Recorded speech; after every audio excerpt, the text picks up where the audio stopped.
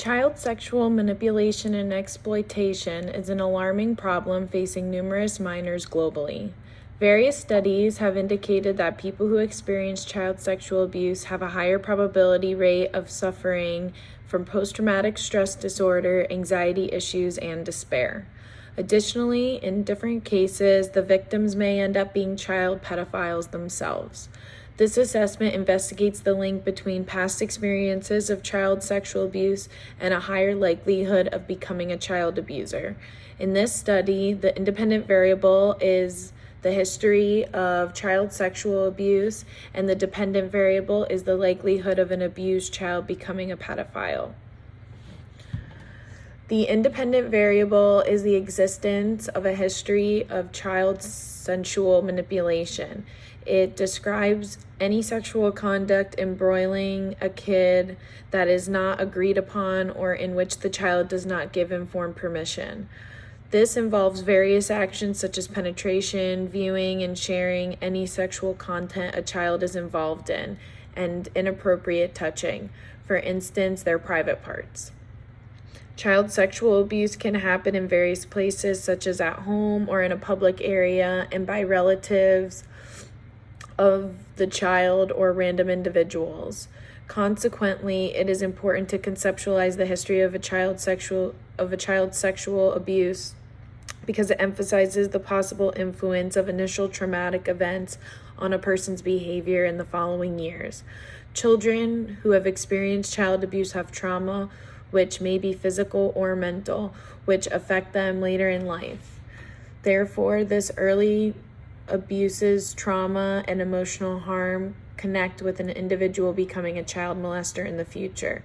The high risk of an individual with a past of child abuse experience becoming an abuser is the dependent variable. A child molester is an individual who engages in sexual activity with a child, which is against moral or legal principles. Molestation of a child comes in different forms, including oral exposure to sexually explicit material and inappropriate touching. These acts may result in physical or emotional harm to the child, which may cause them to isolate from others or even feel shame about informing adults. This dependent variable highlights the possible causes of such behavior by examining the correlation between child sexual abuse and the likelihood of becoming a molester.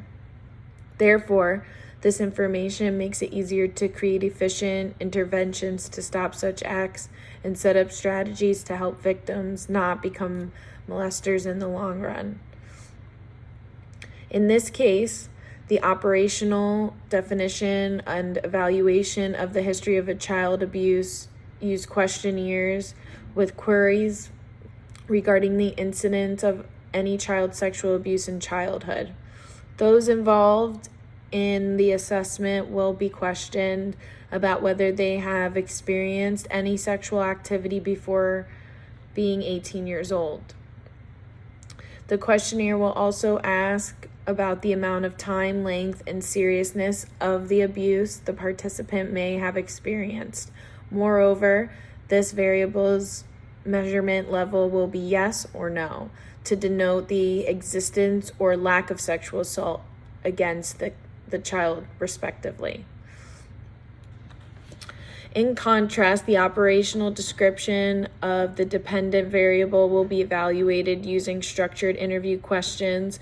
These queries will explore the participants' history of sexual behavior with kids and if they went through abuse while young. In this case, the participants will be asked to disclose if they experienced sexual assault as children.